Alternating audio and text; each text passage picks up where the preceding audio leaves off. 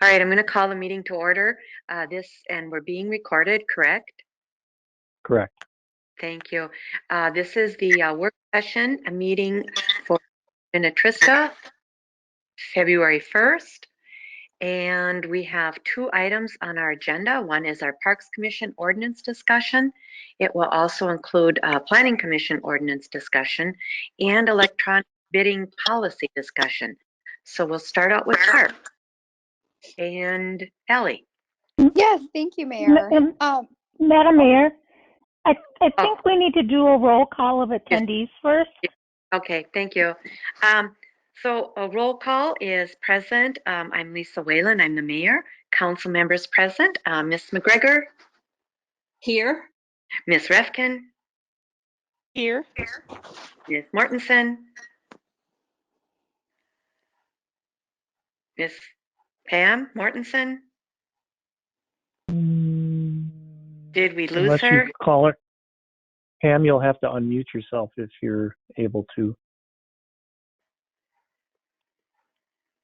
Okay.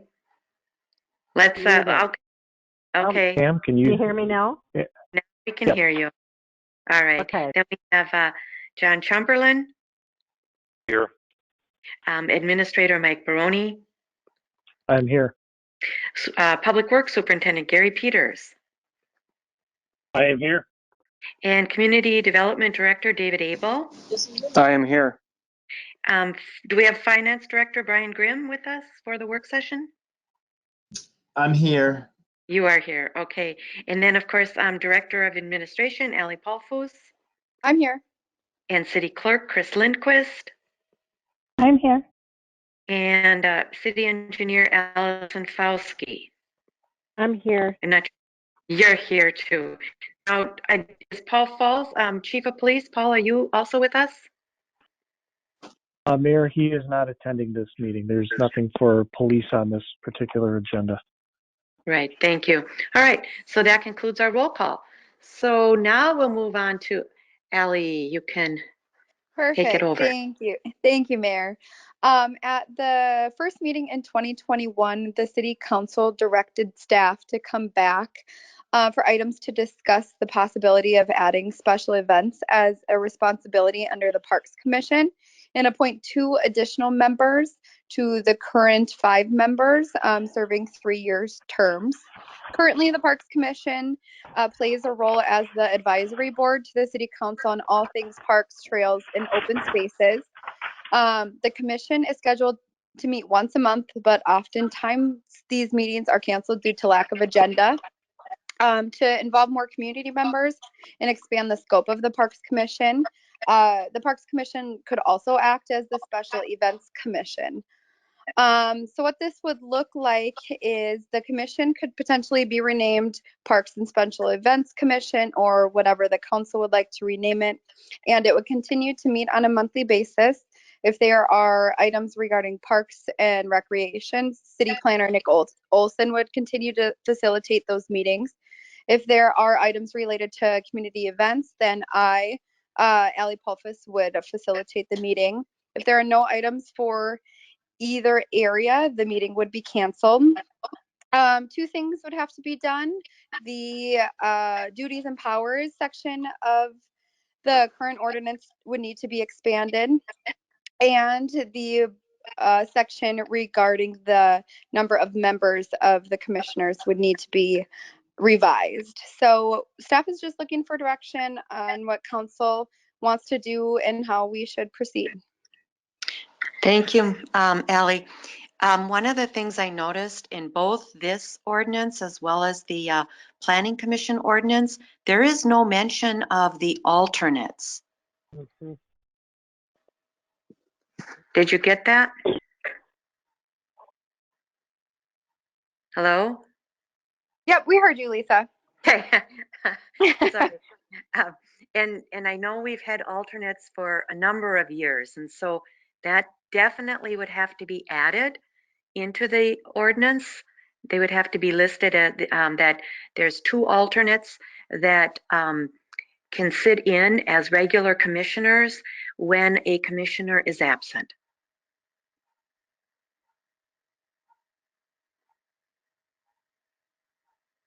Okay, and I'll go down the line. There's a number of things I have here, but I'll let others start first. So let's see, Pam, I'll start with you. Comments, remarks?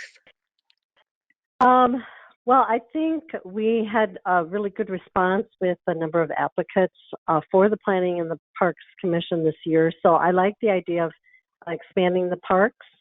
And I too question why the alternates weren't mentioned. I like the idea of it also including now event planning, because I think there's a lot that we can do more of, and I think a committee would be necessary to do that. So I think this is a good idea.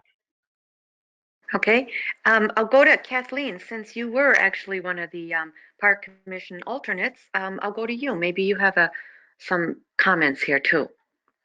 Yeah, I'm not opposed to adding more commissioners to the Parks Commission. I just question whether or not we need them per se, because I know we had the perfect number of applicants this time for the Parks Commission, and then we had more than were open for the Planning Commission. And I think there's a misconception that just because someone applies to the Planning Commission, they automatically want to be put on the Parks Commission if they don't get the planning.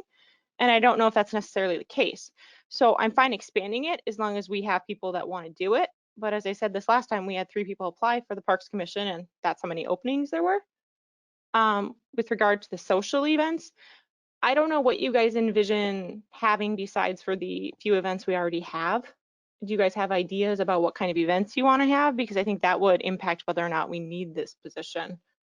Because we don't really have a downtown to host events at, and we definitely don't want to take away anything from, you know, the neighboring communities events like the parades or their Santa events and their fundraisers and stuff. So I guess my question is, what exactly do we want this committee to do besides the couple events we already have?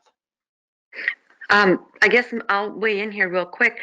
I would kind of leave it up to the Parks Commission, if we want to call them Park Events Commission, to determine or to maybe make some recommendations.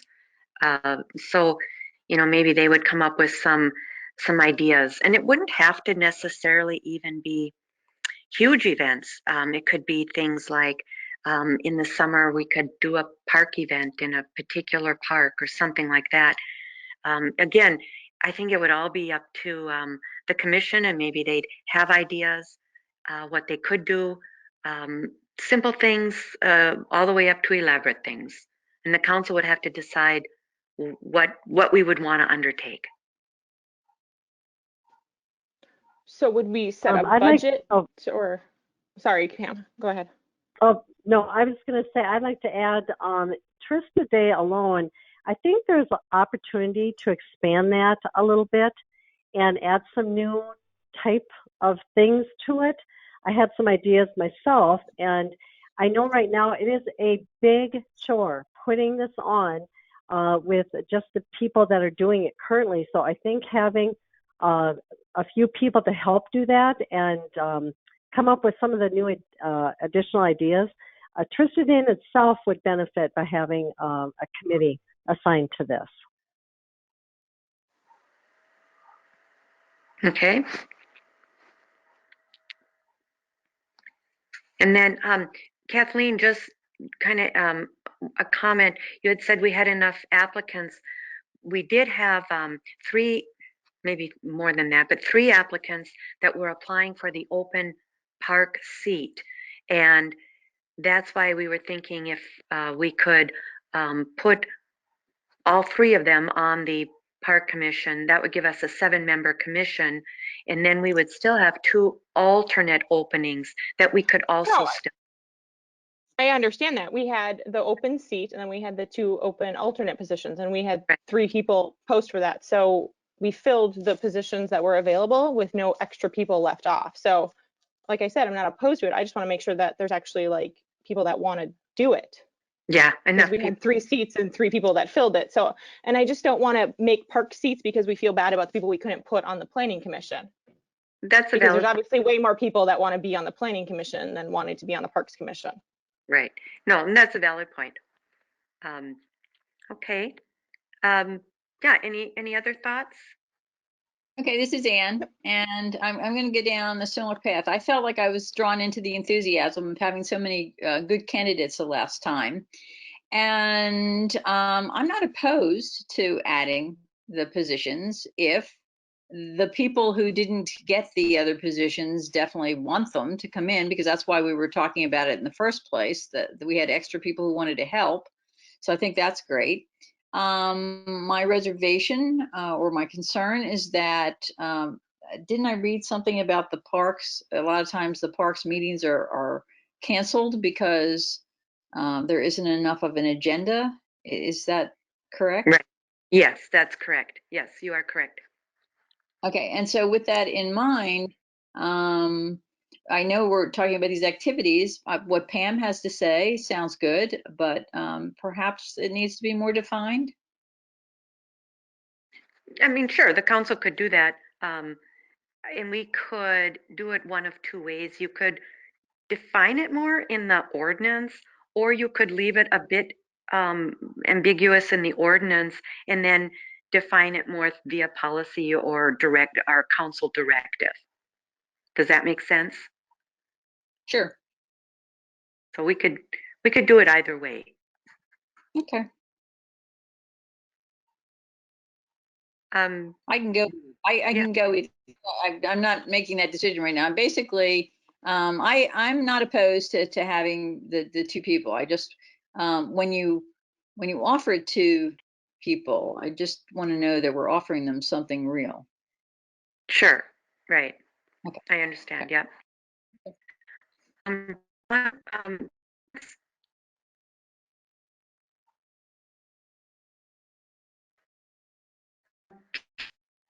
Comments? This is John. Did we lose John? Pardon? Okay. Go ahead, John. Go ahead. I agree with everything we've heard. I did have a question. We're talking about increasing parks from 5 to 7. So that would be, so I understand, that would be 7 voting individuals, no alternates, not 5 and 2 alts, but 7 voting, right? No, I think we would still want to have 2 alternates in addition. So you'd have 7 seated voting commissioners, and you'd still have 2 alternates. Okay, so instead of us, so we're talking a couple of things here. One, we're talking about increasing the members as the ordinance reads from 5 to 7. So that's an increase of 2.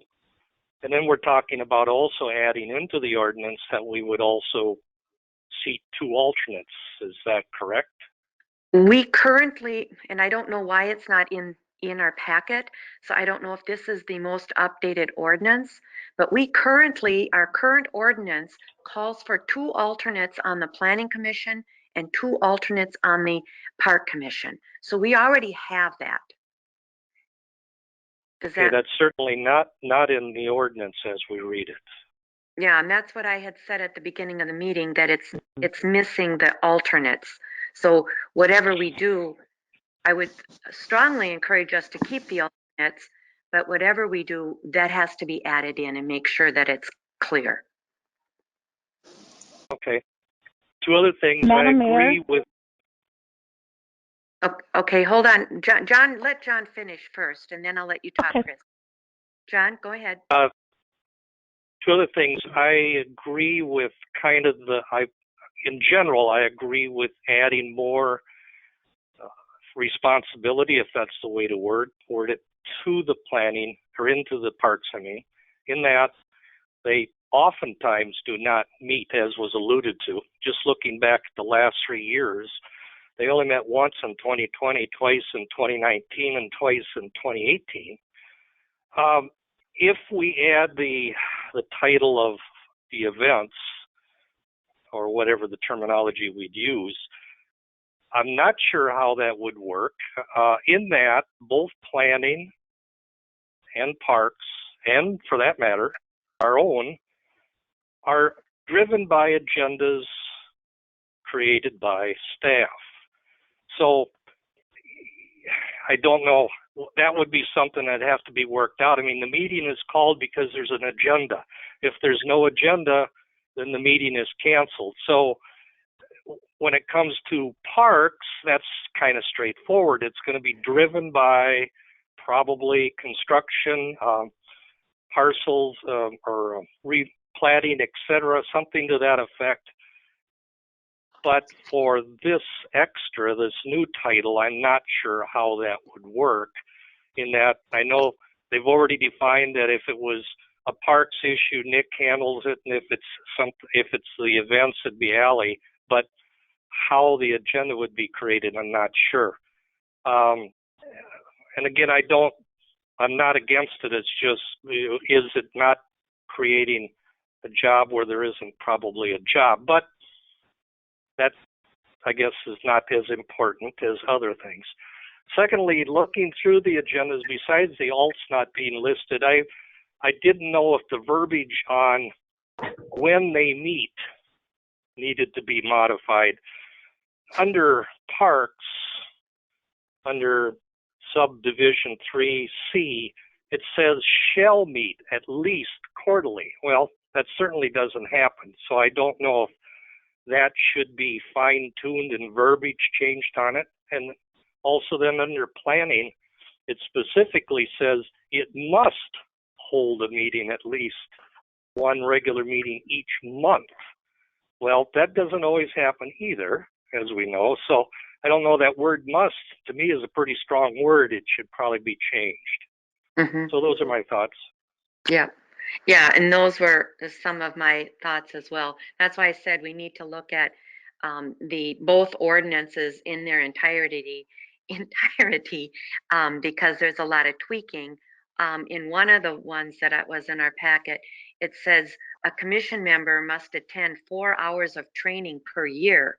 And I'm sorry, but I just don't know that. And this is for parks. And I don't think that's been done, or that's really necessary. So that one definitely should come out. And like you said, the parks, somewhere in one of them, it said the parks will meet at least quarterly. Well, again, that needs to be changed. Shall meet monthly or as needed. Something like that. It might be a better wording of it. And then I think we also, if we're all on board with the alternates, I also think we need to define the alternates and what their job is, and also what the intent of the alternates are. But first, I'm going to go to Chris. Chris, you said you had a question or something? No, Madam Mayor, there is an ordinance. It's ordinance 444, where it talks about commission alternates, and I'm just wondering, I just don't think you guys have the right. Okay, and that's what we didn't get in. I didn't get it in my packet. So I think that's maybe the problem. So, but with that said, I would also like to have a discussion about what the duties of the alternates are and what the expectations of the alternates are. And the reason I bring this up is because I had a couple phone calls from the 2 alternates that are on the Planning Commission, and they were somewhat surprised because they thought that they would be first in line to be, if you will, moved up to a regular commission seat. So I think that should be some kind of a discussion between the council as to how you want to handle the alternates. Are they commissioners in training, or are they simply to fill in when a commissioner is absent, and they would get the same consideration as anybody else? Just some thoughts there. John, I'll start with you. Oh, go ahead, Ann. Okay, I was going to say, I thought we actually, well, not we, but I thought somebody said the last time we did this that they would be commissioners in training, that they'd be ready to step up into the positions if those positions opened. Well, So and yeah. but it doesn't say that in our ordinance. And so Okay. then the question is, so let's say, so I'll take the example of the recent events now for the Planning Commission. So we had 2 open seats, and we advertised that there were for people to apply. Do we then how do we treat the alternates? Should we have moved them into those seats, or should they, I guess there's that question. This is Kathleen. I Yeah. think the alternates, if they want one of the 5 open seats or 7 open seats, they need to apply for it when it's open. Otherwise, they have a term already set as an alternate. So unless they apply, I don't think we should consider them for one of the main seats, because you don't necessarily know for sure that they want to continue once their alternate term is over, if that makes sense. Like, some people might just be fine being an alternate. Right. But that's what I'm asking is, do we say to the alternates, you kind of get first right of refusal, so to speak? I think we just need to make sure it's known that they need to apply for one of the now open seats if they want it. Okay. Mm-hmm. And then they won't lose their alternate seat if they don't get one of the open seats, but they still need to apply, because we don't want to assume that they want the open seat. Right. So Kathleen, you're flat out saying that you're not going to tell them they're going to automatically get it. Well, I mean, I don't know, because as in this case, I don't know what other candidates would be applying. So I think if there's 2 open seats and there's alternates that want one of those open seats, they need to apply, and then we'll interview them just like we did all the other candidates. And then, we decide at the council who best fits it. So if the other people that are applying have no experience and the alternates do, then odds are they would get it. But I don't think it's right if we just say you'll get it no matter what, because you don't know what other candidate may be out there. So it might come down to putting in the ordinance that alternates, need to apply for an open seat, but you will not lose your current seat if you don't get the one you applied for. I guess my question would be, is that being, so, but what we're saying is, since you're an alternate and you have more experience than somebody, most likely somebody in the community that's just applying first time, wouldn't we consider that person with the experience before we would consider somebody else in the community? Right, but they just need to apply. So Okay. when we take in all the applicants, So what if the alternate would have to fill one out? So if what if, okay, so if you ask them, do you want to apply? And they say, absolutely, I want to apply. Do we then those are the applicants and nobody else? No, you still open it up to the community. Yeah, let me jump in here if you don't mind, Mayor and Council. So yeah, okay. I'm going to agree with Councilmember Refkin on this. So initially, just to backtrack a little bit, initially when we put together the alternates as a way of filling in filling in commission vacancies, it was done for a couple of reasons that I recall. One was if you would have a commission member move away in, let's say, April or May, and there's X number, could be the rest of that year, could be a year plus the rest of that year, whatever it is, that you would have a alternate that could fill in kind of on a permanent basis until that term was up. It wouldn't necessarily mean they get the job, but at least you wouldn't have the situation that planning commission would have 6 full-time members and you have a 3-3 tie on something. At least you would have the odd number that you seek, whether it's 5 or 7. And so that was one reason why the alternates were created. I also agree with Ms. Refkin that if there's an opening, all the alternates have to do is say, I'd like to be considered for the full-time position, and then they would be able to interview. Now, and also, as you said, it may be where you look at 2 candidates, one brand new and one who's served as an alternate, and you may choose the alternate because of that experience, but you don't know that until you see who's applied. Okay. This is John. Mr. Roque, so are we saying, is the defining point here, and I know it was what the alts were for, if someone steps down, leaves, whatever the reason is, in the middle of a term, or not at the end of a term, somewhere within their term, one of the regulars, the alts were there to fill that spot. Now, when we get to the end of an actual term, now we would post, whether it's one term ending, 2 terms ending, the position that the alt took, that term is ending.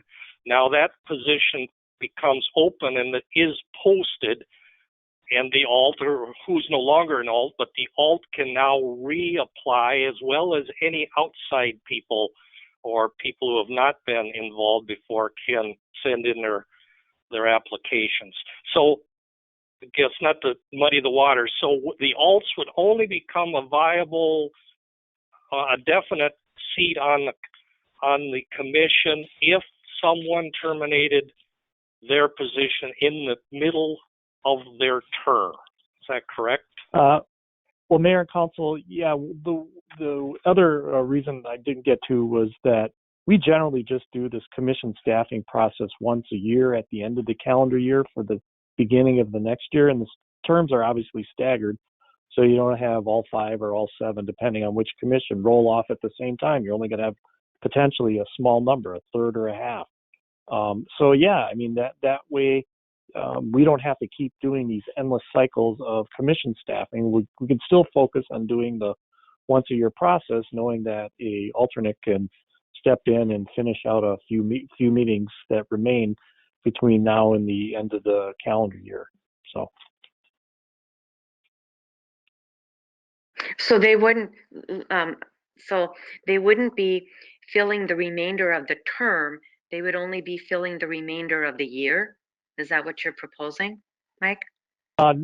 No, not really. I mean, it could be something where, you know, if somebody resigns, the council obviously will potentially could fill back that position and say, why don't we just use and see which of the 2 alternates that we have maybe wants to become the full-time. Maybe one will, maybe one won't. Maybe they both will. Then you'll have a decision to make.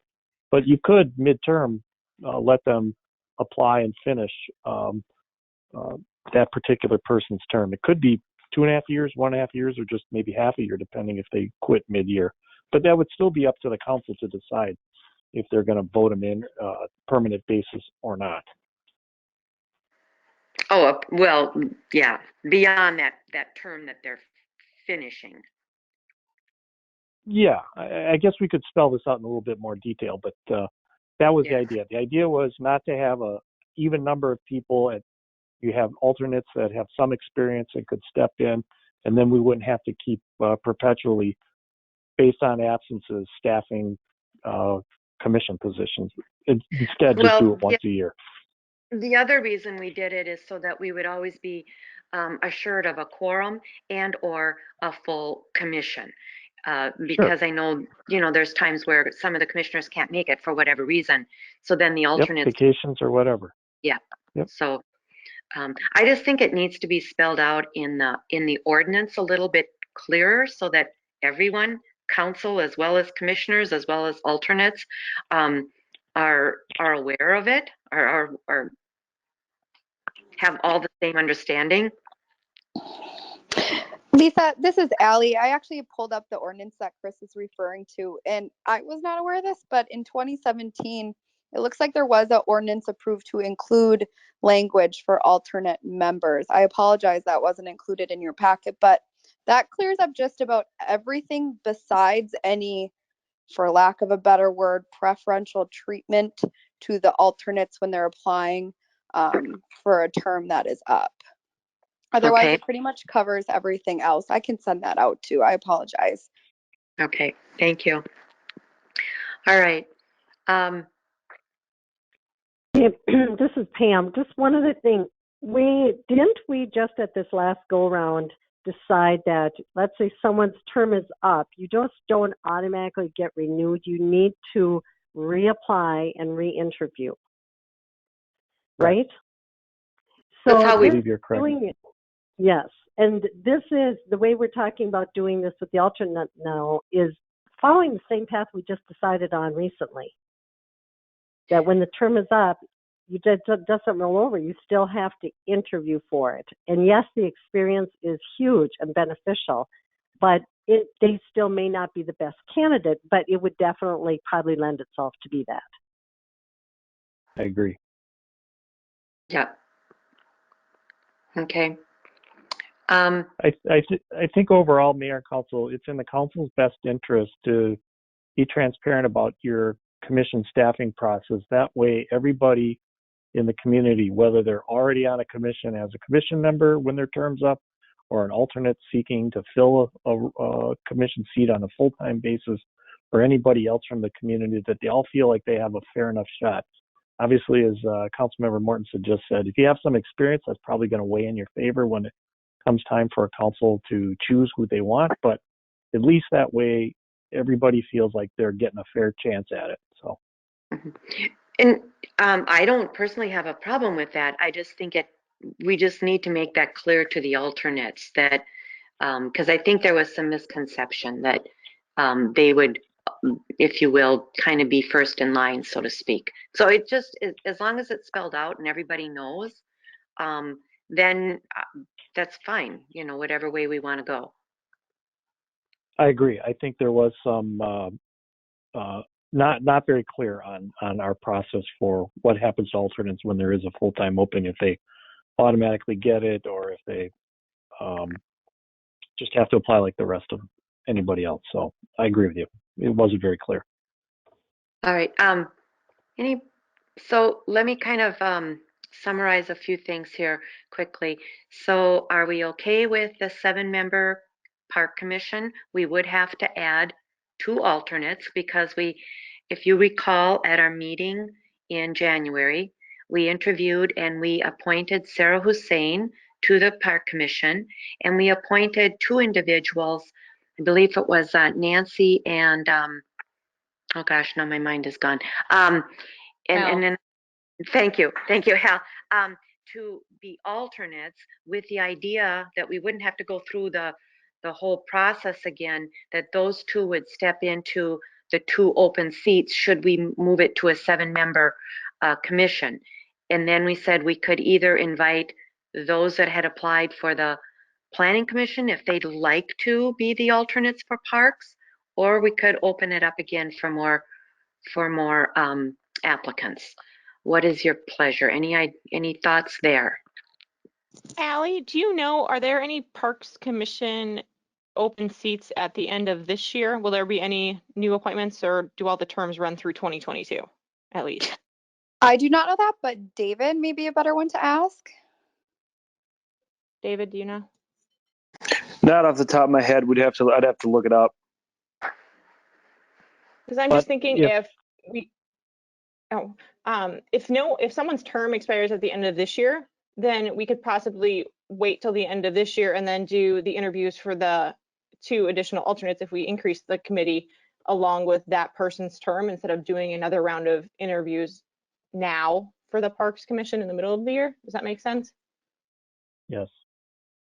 So have it all start at the end of this year, because last year we only had 2 Parks Commission meetings anyways. So to go through all of it, the interviews and everything, just for possibly 1 or 2 meetings, if someone's term is already ending at the end of the year, just seems like additional work. Yeah, this is John Andrew. Peter. There's 2 of them that are ending at the end of 2021. Oh. Jeff Reiser and James Nelson. Yep. Our commission page needs an update, but you are correct, Councilmember Shumperlin. Anne, did you want to? Well, I was going to agree with Kathleen, but if we do have 2 that are ending this year, then that changes things. Well, they would end in December of this year. Correct. But then the other question is, do we make the change to the ordinance now? Because it does need some changes. There's some other things in here that need to be changed. Do we just keep that in there and then make the changes all together at the end of the year, or do we make those changes now we're not even in the middle of the year yet. But the other thing is, it also says that the Park Commission will meet on an annual basis with the City Council. And we haven't done that in the last several years for a number of reasons. And I don't anticipate doing it this year again. But that also needs to be looked at and maybe removed from the ordinance or the requirements. So, Mayor, I might suggest, because I'm just conscious of the time, we've got one other topic on our discussion plus our EDA meeting.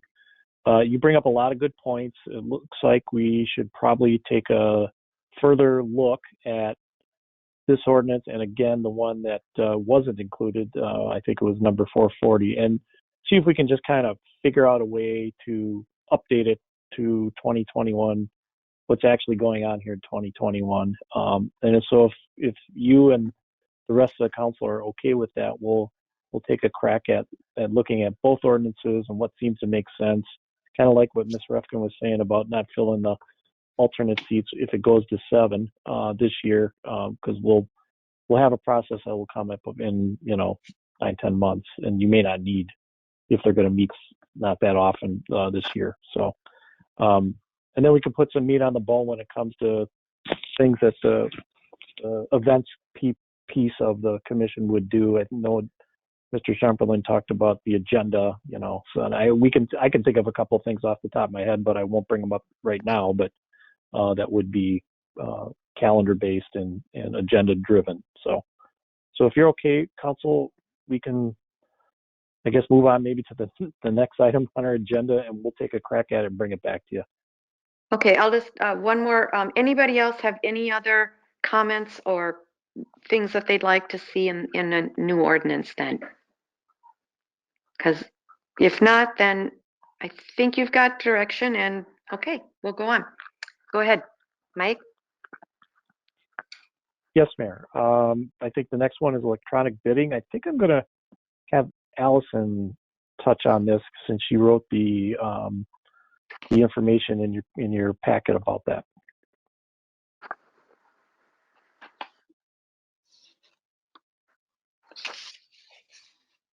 Allison? I know your mic's open. Look, now it's off. Let me see what I can do here. I know looks like she's trying to get back in. Okay. Let's go to the item. So I'll just tap dance while she tries to reconnect. Are you there? Am I here now? Yes, Yep, you are we there. can hear you. Okay.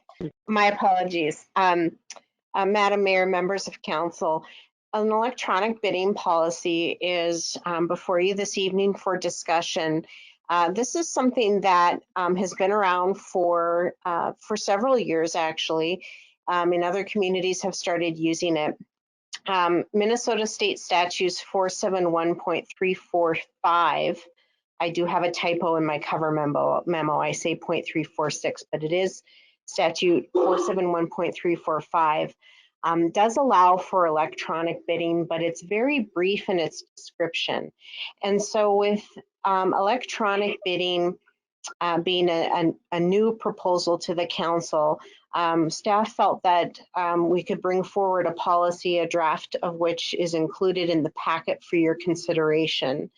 Essentially, the electronic bids, the platform that we would like to start using is Quest CDN, and that portal is currently used for advertising city projects, and they do offer an add-on through Quest CDN for electronic bidding, and essentially it replaces the paper bid documents like the bid form, securities, affidavits, all those sorts of things. So as I mentioned, it's been incorporated in other communities successfully, and we wanted to bring it forward to the council for consideration. So certainly with the pandemic, electronic bidding, we can certainly see some benefits, but even with the pandemic aside, we do see some benefits. And one of the major ones that we see from a bidding standpoint is the accuracy of the bids. A lot of times, even now, we still see with paper bids We have contractors filling in, even up until right before they submit their bid, handwritten, and with that comes some errors. So with electronic bidding, we don't see mathematical errors with the bids as they're submitted because they are in electronic form. They're tabulated a lot more efficiently. So when we start looking at getting all the bid information and tabulating them, it's actually done essentially right after bid opening because it's electronic.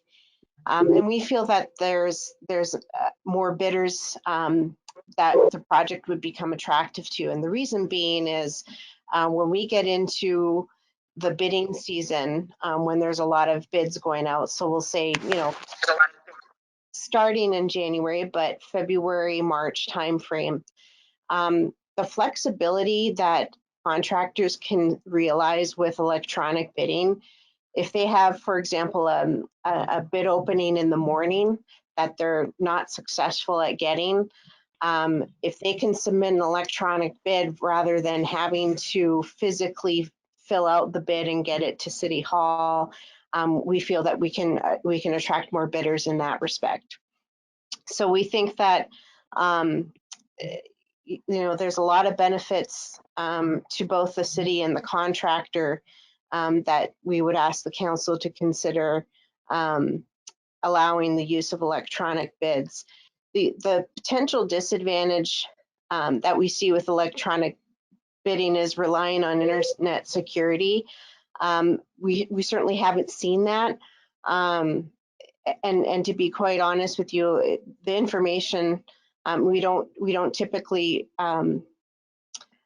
we don't provide unit prices in the bids until the council considers it for award, but we certainly haven't seen internet security be an issue. And then the other item that we thought we might see with some bidders, and we certainly haven't seen that in our industry yet and with my colleagues, is that if you have a bidder that perhaps isn't comfortable with the online bidding form, that they might not wish to submit a bid. But as I mentioned previously, we're hearing more contractors say that they like the online bidding, and I'm not aware of any bidders that have said they don't like it. So with that, again, it's a not even one-page policy for the council to consider. We did have the city attorney take a look at this policy, and we've incorporated those comments and clarifications. But with that, I'm happy to answer any questions that the council may have about the policy. We can't hear you. Allison, sorry, you cut out there. Can you repeat the last sentence again? Oh, certainly. The city attorney has reviewed the. Okay. Can you hear me? I can. I can hear fine. I can. I can hear. Yeah, no, you're cutting out. Okay, it might be my phone then. All right, go ahead. Sorry. Yeah. Okay. So the city attorney has reviewed the draft policy. And we incorporated Ron's comments on the draft policy. And with that, I would be happy to answer any questions that the council may have on the proposed policy and electronic bidding in general. This is Ann. It sounds like a great idea. All right, thank you, Ms. Key. Council question? Good, This is okay. John P. John, Pam? I have two questions. One, if we go to this, does this outright eliminate any contractor wanting to go through the old process with paper? That's a great question, Councilmember Chamberlain Mayor, if I may answer the question. When we look at electronic bid opening, we would be looking at electronic bids exclusively. And the reason being is because of the requirement for the bid closing, and the bid closing would just be immediate. So we would look at just using an electronic format exclusively. And second question, are we aware of any of our You said that those that are using it or the contractors anyway, are very pleased with using it. Are we familiar with any experience anyone in our surrounding area are using this? Yeah, I believe Medina. I work closely with the city of Medina, and I know that's something that's the city attorney's office is also represented out there too. But I can get other examples of surrounding communities. But I believe Prior Lake uses it. I think Lakeville does as well. I had talked to Adam about that. Those are a couple communities that he's done some work in that they've used electronic bidding as well. If the council would like to have some area examples, adjacent communities that use it, I can certainly provide that to you. Thank you. From my perspective, not necessary. I just wanted to be sure, and obviously in today's electronic age, and we're a long ways down from when it started, I assume this was not something brand new, but certainly if it was, I didn't know if I necessarily was comfortable with being on the cutting edge of something. Yeah, I mean, I want to say, Councilmember Chamberlain, as far as how long it's been around, and this is just an estimate off my memory, but I believe it was about 6 years ago, I attended a Quest CDN information session on electronic bidding. So it had already been around for a year or two prior to that. So it has been around for several years. Thank you. So I think I'll jump in real quick here. So Quest CDN is a company that was founded by a guy named Bob Morgan. Bob is a member of the WCC, the West Tonka Chamber of Commerce. He's a Spring Park resident. And when I and the mayor were at the Christmas event for WCC back in 2019, we sat at the same table with him, and he gave me his card and said we'd be interested in doing it. He really kind of just left it at that. Maybe we followed up with an email or two. But I actually asked WSB in 2020 if they would talk about that or research it for us, and didn't really feel like switching horses in midstream in 2020. So near the end of last year, Allison and Adam asked me if we're still interested. I said absolutely. So that's why they're bringing that to you now, just in front of the start of our construction season. So there is some money to be saved, not a ton, by going to this format, electronic format, but we will save some money, mostly related to placing ads in the trade mags and things of that nature. It'll all be online. So I think it's a win for us, and I think it's going to be good for our vendors as well. So a question maybe for Allison and or for Mike. So kind of to John's concern, would it be good at least for a year or so, maybe this time around, to put the ads in all of the publications that we have, so that people but say that it's going to be electronic bidding, and then that way they at least see that we're doing these projects and we're looking for bids. And then if they absolutely had to or wanted to just do a paper bid, they could. But then in the future, they know we are going to be doing this more, and this is an up and coming thing. Is that an option? I will ask Allison to reply to that, but for me, I would think it's not an option. I think that's going to just make it a lot more difficult. We're actually doing both then, Okay. so I think we're doubling our costs versus cutting our costs on that. So Okay. All right.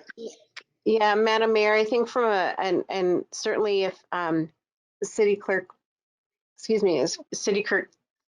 Lindquist wants to chime in as well, I'd be happy to have her input on this. But if we look at a hybrid, so to speak, between paper bids and electronic bids, I see a challenge in calling, that the bid opening would occur, because you would have electronic bids coming in immediately, and then you would also have your paper bids that would be opened. So I think from my perspective, I would I don't know if hybrids allowed, but I see some logistic challenges with doing a hybrid. I would prefer to rather do either electronic or paper bid opening. Okay, thank you. This is Madam Kathleen. Mayor? So Kathleen, we go ahead. Allie, so we already have the program and we don't have to change the program or add anything. So there's no additional cost to, increasing what the Quest CDN does already, correct? No. Yeah, No, we that's don't have it Well, yet. then yeah, I mean, as long as we don't have to pay any additional money or anything for the program, I'm fine with doing electronic bidding. So sounds good. Okay, Pam, did you? Yeah, I'm kind of not concerned, but I agree with going that direction. I think it's a great idea. But the people that have been working with us for all these years, we're kind of all of a sudden telling them at the time they're probably going to be bidding these next projects. Oh, by the way, we're all of a sudden doing this electronic. Is there any way that we could tell them in advance we're moving this way, so at the time when they're ready to bid, they realize that it is different than what they're used to in the past? Madam Mayor, members of the council, if I could interject off of City Engineer Fauski, most cities have already gone to electronic tabulation. There are very few cities. It's all the big cities have been doing it for a couple of years now, if not longer. And I've never heard of a hybrid where you have both. I could call around to a couple of the cities and find out, but No, I'm not asking that. I just asked what the complications or what it would take to do that. So I'm not asking that we spend time on checking around to see if people do hybrids. Sorry. Yeah. Yeah, I was just wondering if we could send out something so people know we are starting this policy. Madam Mayor, if I may, so we run a little bit of a challenge in giving. I mean, I guess we could give some folks, some contractors, a heads up that we're moving to the format. But as City Clerk Lindquist had alluded to, a lot of the contractors, if not all of them, are already seeing the online, the electronic bidding format. And the other thing is, it doesn't. I mean, contractors typically see the advertisements for bids for these projects on Quest CDN already. It's just what we're looking to change is how they're submitting their bid. We're not really changing where they're seeing the advertisement for the bid. Okay, that's what I had understood before, that the advertisement for the bid would be different in different locations. So that's, if they already are seeing it, that's fine. Yeah, I'm fine. I think that would be the case, Mayor. Yeah, okay. Yeah, I don't have a problem with it then. That's fine. So staff, what are you looking for? You need, do you need to bring back a policy then? Or do you want, obviously we're not going to be approving this policy tonight because it's on a work session, but Correct. I would say, yeah, bring back a policy for the council to approve then. Certainly, Madam Mayor, and my apologies for not taking what our proposed next steps would be. Having all the council input from tonight's work session, we would look to bring this to the next council meeting for approval of the policy. And then we would look to implement the electronic bidding for the local street improvement project, which we have slated for council consideration at the next meeting for approving plans and specs and authorizing the ad for bids. So that's the timeline that we were looking to accomplish. All right. I think we're all on board with the electronic bidding. Anybody object to it? All right. Okay, go forth. Thank you. All right. I think that's it then for our work session. We can take a little break and come back at 6:45 for the EDA meeting. So, So Mayor and Council, just a reminder that the EDA is a separate go-to-meeting credentials, so you'll have to leave this meeting and go to that meeting. This helps with our record keeping, but also makes this session a lot cleaner as far as what's on the agenda. So, Right, thank you. All right, we'll see you all back here at 6:45 if I can get a motion to adjourn. Motion to Kathleen, adjourn. I'll motion. Okay, Ann made it first and I couldn't get the second one. Who was it? It's John P. I'll do second. John seconded that. All right, so a motion was made by Ann and seconded by John. All those in favor will signify with aye. Ann, how do you vote? Aye. John, Aye. Kathleen, Aye. and Pam? Aye. Okay, and I vote aye as well. Motion passes 5-0. We'll talk to you in a little bit. Bye. Aye. Aye.